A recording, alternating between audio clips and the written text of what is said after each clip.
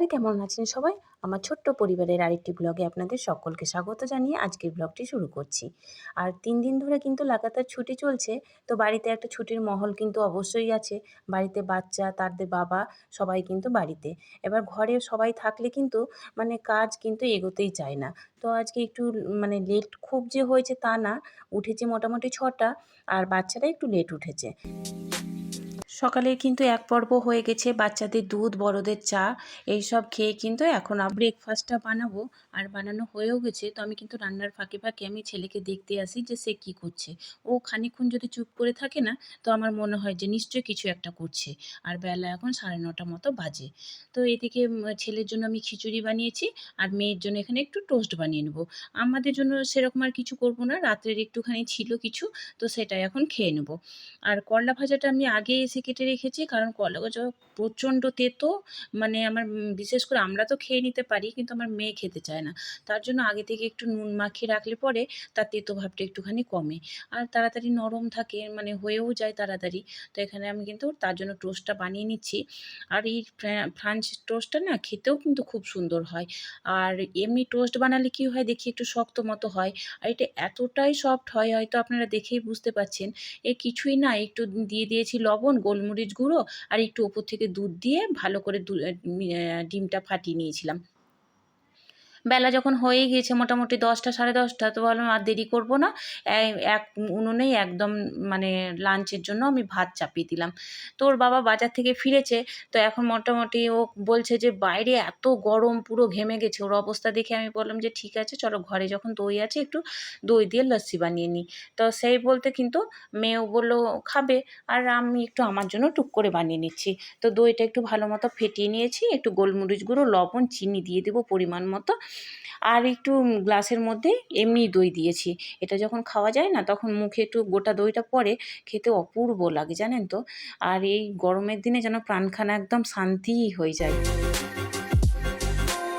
তো যাই হোক, গরমের দিন আর কাঁচা আম থাকবে আর টক ডাল হবে না, সে তো হবে না। তো ঘরে একটু আমও ছিল, তো একটু মুসুর ডাল দিয়ে আমি একটু আমটা সেদ্ধ করে নিয়েছি। তো এখানে একটু তেল পেড়ে নেব। আর তেলের ফোড়ন দিয়ে এই আমটা খেতে না এত সুন্দর লাগে, আর মনে হয় না যে অন্য কিছু দিয়ে খাই। এই সপ্তাহটা একটু ভালোই গেল। শনি রবিবারে ছুটি তো ছিলই, সঙ্গে আবার বুদ্ধ পূর্ণিমার সোমবারটাও ছুটি পেয়ে গেছি। তো আমরা একটু বাজারে গিয়েছিলাম আর মাসকভারের জিনিসপত্রগুলো তুলে নিতে। আসলে মাসকভারের জিনিসপত্রগুলো যদি মাসের একটা সময় গিয়ে তুলে নেওয়া যায়, তো দেখা যায় যে মল থেকে তুলে নিলে বা অনলাইনে অনেক সুবিধে পড়ে। আর সেটাই যদি আবার মুদিখানা দোকানে নেওয়া যায় না, তো দেখেছি যে ওরা এমআরপি ওপরেই যেটা দাম থাকে সেইটিই দাম নেয়। আর এইদিকে ছেলেও কিন্তু এদিকে কালার করতে বসেছে। অনেকক্ষণ খেলাধুলো করেছে। তো আমি বলছি যে ওর টাইম পাস হচ্ছে না। তো আমি ওকে কালার দিয়ে দিলে কিন্তু ও বসে টুক, টুক, টুক করে খেলে। আর এই যে চিরুনিগুলো সর্বনাশ করছে। চিরুনির সব দাঁত কটা ও ছড়িয়ে দিচ্ছে জানেন তো। কী আর বলব। তো এদিকে ও স্কুলে ওদের আমি আগেই বলেছিলাম আপনাদের যে গরমে ছুটি পড়ে গেছে। তো অনেক ধরনের অ্যাক্টিভিটিস দিয়েছে। দেখুন এই যে অ্যাক্টিভিটিস, তো এইগুলো ও টুকটুক করে করে নিচ্ছে। আবার কিছুদিন পরে আমরা বাড়িতে যাব।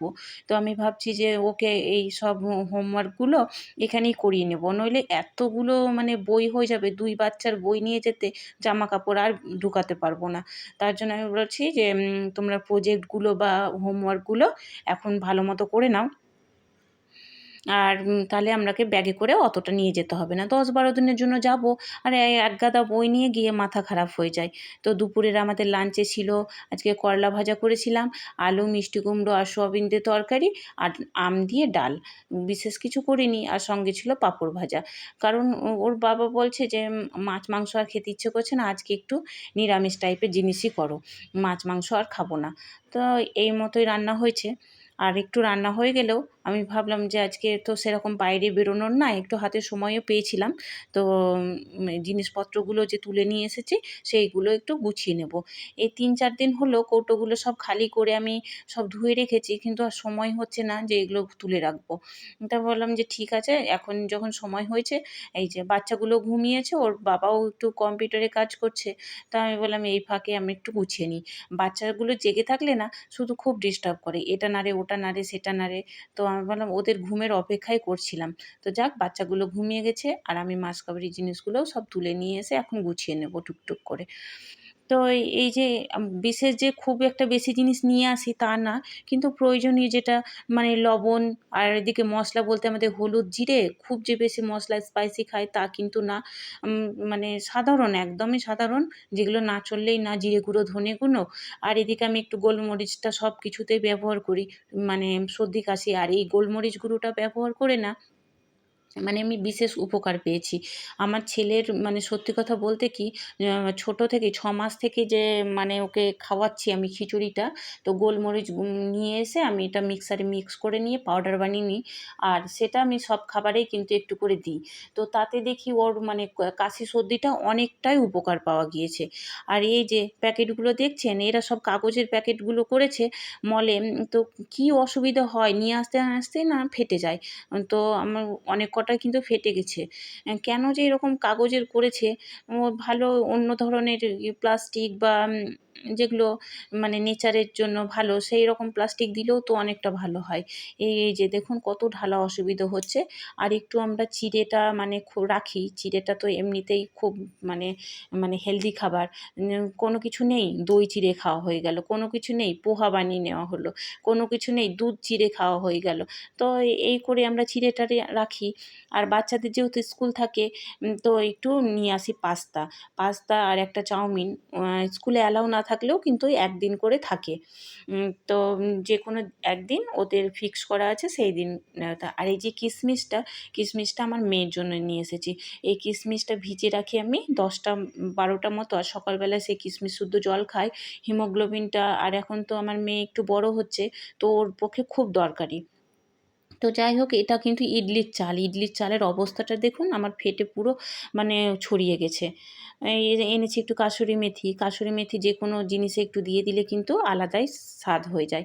আর কাবলি ছোলাটা হয়তো হাতের কাছে কখনো সবজি থাকলো না, তো ভিজিয়ে রাখলে কিন্তু খুব সুন্দর হয়।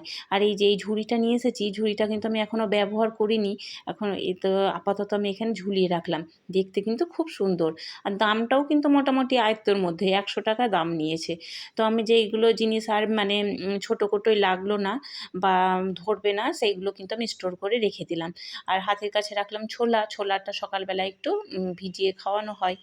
তো এইরকম আমার টুকটাক বাজার একটু যদি এইভাবে বাজার করা যায় তো দেখেছি যে মানে আমি মোটামুটি ৫০০, ৳১,০০০ তো সেভ করাই হয়।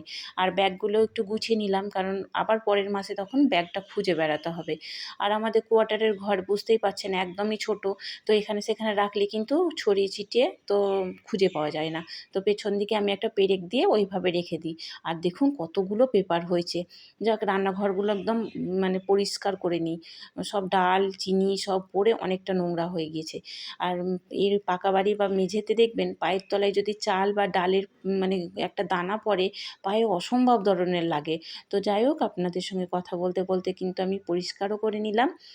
আর আমার ব্লগগুলো কেমন লাগছে আপনারা একবার অবশ্যই কমেন্ট করে জানাবেন। ভালো লাগলে একটা লাইক করে দিবেন। আর নিত্য নতুন এরকম যদি ভিডিও দেখতে চান একটা সাবস্ক্রাইব করে পাশে থাকতে চান। আপনারাও সুস্থ থাকবেন, ভালো থাকবেন। দেখা হবে আরও একটি ব্লগ নিয়ে। ততক্ষণ আমি নিচ্ছি বিদায়।